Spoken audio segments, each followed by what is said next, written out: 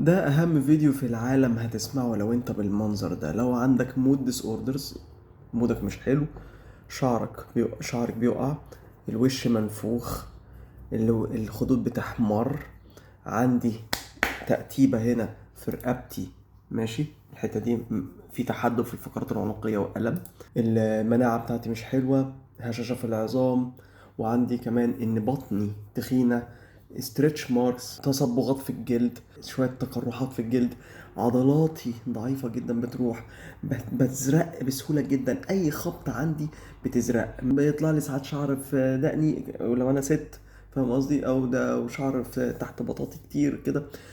فدي كلها اعراض لحاجه اسمها الكوشنج سيندروم. ماشي، كوشنج سيندروم ده هو عباره ان انا عندي كورتيزول بيفرز كتير، ستريس هرمون، عشان انا عندي كرونيك ستريس، او نادرا نادرا نادرا الغده النخاميه بيتضغط عليها من ورم تحتيها. خلاص، نادرا نادرا نادرا، بس احنا بنتكلم في العموم ان الناس دي بتبقى عندها الايه، الكورتيزول عالي، ماشي، عشان الاي سي تي اتش اللي هو هرمون الاي سي تي اتش اللي بيعلي الكورتيزول ده عالي. طب تعالى، مشاكلنا هنا ايه بقى؟ هي استقامه الفقرات العنقيه دي، ماشي، استقامه الفقرات العنقيه دي بتجيب لك اعراض بتاعه الكوشن لفايبروميالجيا.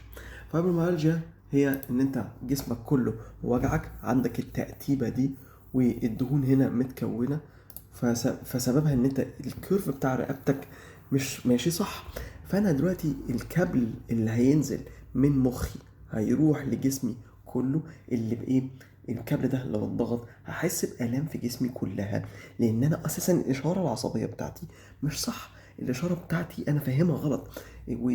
ودايما صوت الالارم او صوت الانذار عالي جدا عالي جدا. ليه؟ بسبب ان انا فقراتي مستقيمه، والضغط على النخاع الشوكي اللي طالع من تحت لفوق ده ماشي غلط. تمام، اوكي، طيب تعالى هنا مثلا المنظر ده منظر الفقرات العادية، الكيرف بتاعها مظبوط، الشريان ده اسمه الشريان الفقري او vertebral artery، ده بيبقى طالع لجذع المخيخ.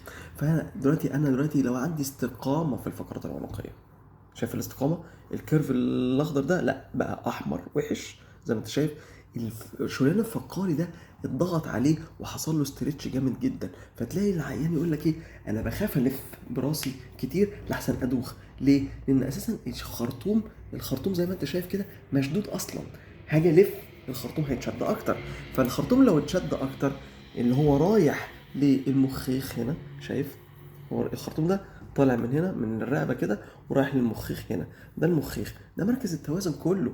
فانا لو عندي مركز التوازن ده مضروب هخاف الف رقبتي، هروح اعاصر الشريان ده اكتر، اللي هو الشريان الفقاري ده اللي جاي من قلبي هنا وطالع لرقبتي فوق وداخل يغذي المخيخ عندي وجذع المخ. الله، جذع المخ، تعالى، يعني ايه جذع المخ؟ جذع المخ ده بقى اللي فيه عندنا 12 كرينيال نيرف، يعني عندي 12 عصب مخي، اهمهم مين؟ يعني مثلا في ناس تقول لي انا بقيتش اشم من بعد الكورونا. الله، ده تأثير في جذع المخ، ده انا ما بقيتش احرك عيني كويس، ده انا عندي عينيا ما بقتش تثبت على حاجه كويس وبقت ترغرغ كتير، ده انا عندي كمان ان انا عصب الحائر عندي اشتغل. ما هو العصب الحائر ده اصلا طالع منين؟ طالع من جذع المخ. لو ما فيش ترويه كويسه طالعه من رقبتي لجذع مخي، ماشي، جذع مخي طالع منه العصب الحائر، ما هو في النوايا بتاعت العصب الحائر. تعالى بقى اوريك العصب الحائر بيدي ايه. اول حاجه الاوريكولر نيرف، ودني، طنين في الاذن، مننجيال برانش، يعني ده بيدي الغشاء بتاع المخ، فده يديني صداع، فارنجيال صعوبه في البلع، ماشي، ولارنجيال صعوبه في الكلام، كاردياك برانش بيدي القلب، فانا ممكن لو ادى القلب عندي احس بنبضات قلب سريعه، ماشي، بالمونري بتاع الرئه، ماشي، احس ان نفسي ضيق، السوفاجيال برانش، تعالى ده يبقى ده للمريء، احس ارتجاع في المريء، ابدومينال برانش بيروح للمعده والقولون والطحال، فانا احس دلوقتي ان انا هضمي مش حلو. الله، طب انا هعالج المشاكل دي كلها ازاي؟ يعني انا دلوقتي عندي كوشنج، لو انا شكلي بالمنظر ده يبقى ده الكوشنج ده محتاج اعالج الكورتيزول، اروح لدكاتره غدد صماء، ماشي، عشان اعالج مشاكل الكورتيزول هنا بقى ده بدورنا في الناس اللي عندها الفايبروميالجيا، ان احنا نعدل الفقرات العنقيه لان لو فقرات العنقيه المفروض يبقى كيرفها لقدام،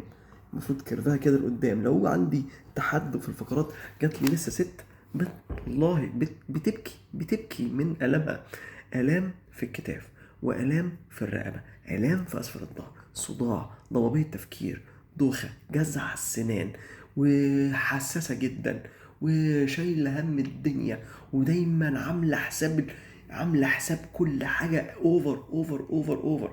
فاهم ازاي؟